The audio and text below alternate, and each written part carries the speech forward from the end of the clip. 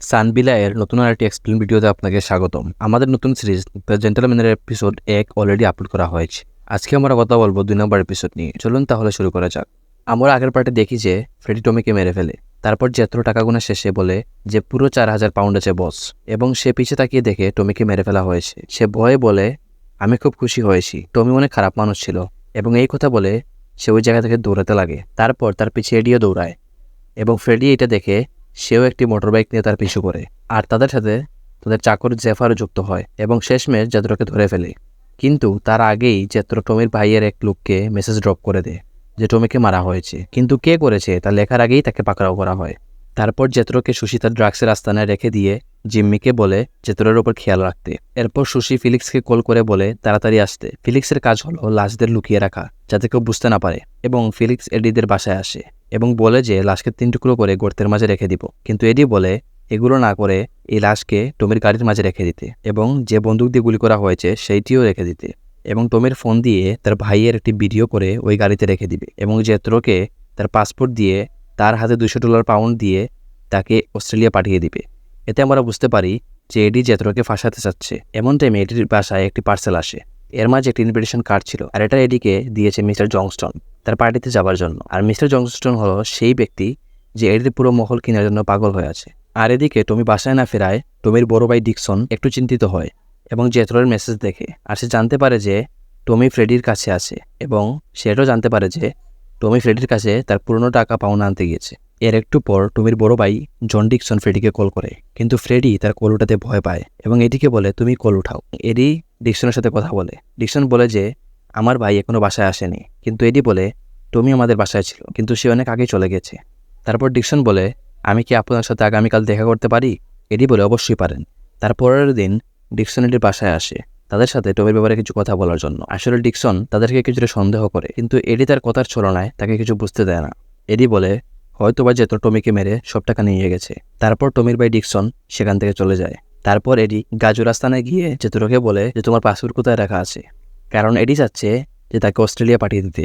তারপর জেত্রো লোকেশন দেয় এবং এডি ওই জায়গায় যায় এবং পাসপোর্ট খোঁজার সময় দেখে যে ওই জায়গায় একটি মানুষ গান শুনতেছে। এডি চুপি চুপি পাসপোর্ট নিতে যায়, কিন্তু আনফর্চুনেটলি ওই লোকটা এডিকে দেখে ফেলে এবং তার সাথে এডির মারামারি হয়। শেষে ওই লোকটাকে এডি গুলি করে মেরে ফেলে।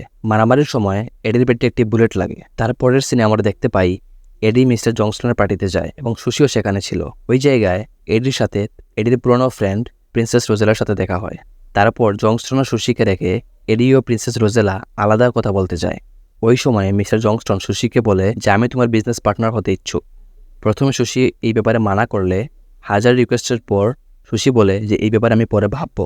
ওই সময় মিস্টার জংস্টন সুশিকে একটি গড়ি গিফট করতে চাইলে সুশি ওইটা নিতে মানা করে এবং ওই জায়গা থেকে চলে যায়। আর এইদিকে প্রিন্সেস রোজেলা লক্ষ্য করে যে এডির পেট থেকে রক্ত পড়ছে এবং সে তাকে বলে আমি কি তোমাকে কোনো হেল্প করতে পারি? এডি বলে আচ্ছা ঠিক আছে। তারপর রোজেলা এডির পেটে ব্যান্ডেজ করে, আর ওই সময় সুশি আসে এবং বলে এটা কিভাবে হলো। এডি বলে আমি জেত্রোর পাসপোর্ট আনার সময় তার ঘরে থাকা একজনের সাথে মারামারি হলে আমি তাকে মারতে বাধ্য হই শুধুমাত্র সেলফ ডিফেন্সের জন্য। তারপর সুশি বলে যে আমি ফিলিক্সকে কল করে বলি যে লাশটিকে সামলাতে। তারপর এডি বলে লাগবে না, আমি ফিলিক্সকে আরও আগেই ওই জায়গায় নিয়ে এসেছি এবং যে বন্দুক দিয়ে টমিকে মারা হয়েছে সেই বন্দুক দিয়েই ওকে আবার গুলি করিয়েছি, যাতে টমির বড় ভাই ডিকসন বুঝতে পারে যে এই কাজটি জেত্রো করেছে। পরের দিন ডিকসন এডির পাশে আসে এবং বলে যে আমি আমার ভাইয়ের লাশ থিমস নদীর ওই জায়গায় পেয়েছি। তারপর জন ডিকসন বলে যায় এডি আপনি সঠিক ছিলেন এবং বলে যে জেত্রো সব টাকা নিয়ে চলে গেছে। আসলে ডিকসন বিশ্বাস করতে পারছে না যে জেত্রো এই কাজ করেছে।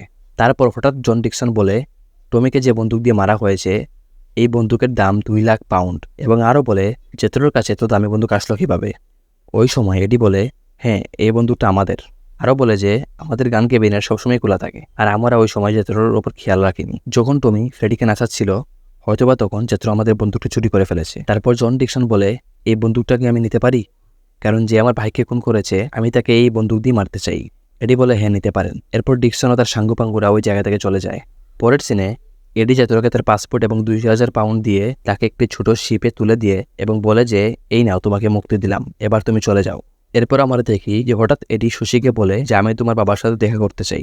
সুশি প্রথমে একটু অবাক হয়, কারণ হঠাৎ কেন সে আমার বাবার সাথে দেখা করতে চায়। তারপর সুশি রাজি হয়। সুশির বাবা ছিল জেলখানায়। তারপর এডি বলে যে তোমার বাবার জন্য কি কোনো গিফট নেওয়া যায়? সুশি বলে যে আমার বাবার বারবিকিউ অনেক পছন্দ করে। এডি বলে যে জেলখানায় বারবিকিউ কিভাবে নিব? তারপর সুশি বলে ওই জায়গায় অনেক সুবিধা আছে। তারপর এডি সুশির বাবার সাথে দেখা করতে চায় এবং প্রথমে এডি অবাক হয় যে দুনিয়াতে এরকমও জেল আছে যেখানে অনেক কিছু সুবিধা পাওয়া যায়। তারপর এটি বলে, আমি এই ডিল নিয়ে একটি নতুন সমাধান করতে চাই এবং এটি হলো, আমি এবং আমার পরিবারের কেউই চায় না যে আমাদের মহলে কোনো ইল্লিগাল কাজ হোক।